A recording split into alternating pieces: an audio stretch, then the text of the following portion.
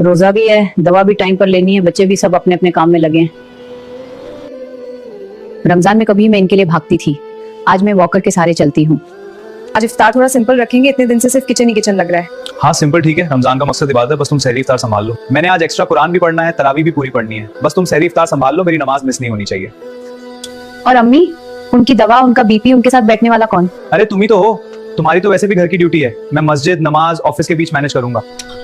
भाभी इफ्तार में क्या बन रहा है आज? इफ्तार से पहले कभी ये भी पूछ लिया करो, अम्मी ने दवा ली या नहीं।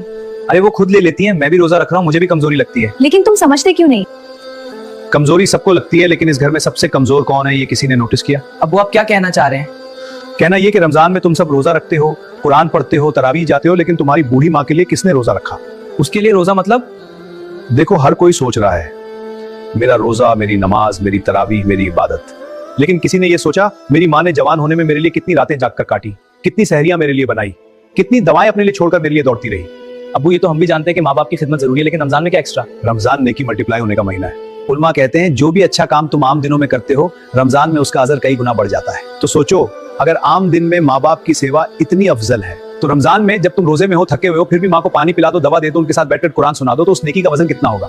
मतलब अगर मैं अपनी गेम्स की जगह थोड़ा टाइम अम्मी के साथ बैठूं, उनके लिए दुआ करूं, तो ये भी रमजान की नेकी है? सिर्फ नेकी नहीं, बहुत भारी नेकी। हो सकता है तुम्हारी पूरी रात की तरावी से कहीं ऊपर हो, अगर इखलास से हो। अम्मी दवा टाइम से लिया आपने? हाँ बेटी, किसी तरह ले ली, तुम भी थक जाती हो, मैं तुम्हें तंग नहीं करना चाहती। अम्मी मैंने तो बस सुना है आपने अपने बच्चों के लिए कितनी रातें जाग जाग कर गुजारी, कभी थकान का रोना नहीं रोया, बस बच्चे आराम से सो जाएं यही दुआ की। शायद मैं आपकी असली बेटी नहीं, लेकिन आज से आपकी खिदमत को ही अपनी सबसे बड़ी नेकी समझूंगी। अम्मी आज से एक नया सिस्टम होगा, इफ्तार के बाद मैं आपकी दवा खुद दूंगा, फैज आपसे रोज 10 मिनट बैठकर बातें करेगा, और हिना आपको कुरान या कोई छोटी सी दुआ रोज सुनाएगी। ये भी हमारा रमजान इबादत पैकेज होगा। मतलब अब रमजान में मेरे कमरे तक भी थोड़ी रोशनी आएगी। याद रखो रमजान में जन्नत के दरवाजे खुलते हैं, लेकिन कुछ दरवाजे घर के अंदर से खुलते हैं। एक दरवाजा माँ बाप की सेवा से, एक दरवाजा गरीब की मदद से, एक दरवाजा दिलों को जोड़ने से। मस्जिद में खड़े होना जरूरी है, लेकिन उस माँ के कमरे में भी जाना जरूरी है जो चलकर मस्जिद तक नहीं जा सकती। हम रोज पूछते हैं आज मैंने कितनी आयतें पढ़ी, कितने दुरूद पढ़े, कितना सदका दिया, लेकिन एक सवाल ये भी होना चाहिए, आज मैंने अपने बूढ़े माँ बाप के लिए क्या किया? क्योंकि हो सकता है तुम्हारी जन्नत तुम्हारे बुजुर्ग माँ बाप के कमरे से होकर गुजरती हो। अगर तुम्हारे घर में भी कोई बुजुर्ग माँ या बाप हैं जो रमजान में अकेले हैं, तो आज से उनके लिए भी रोजा रखो, उनकी सेवा का रोजा, उनकी मुस्कान का रोजा।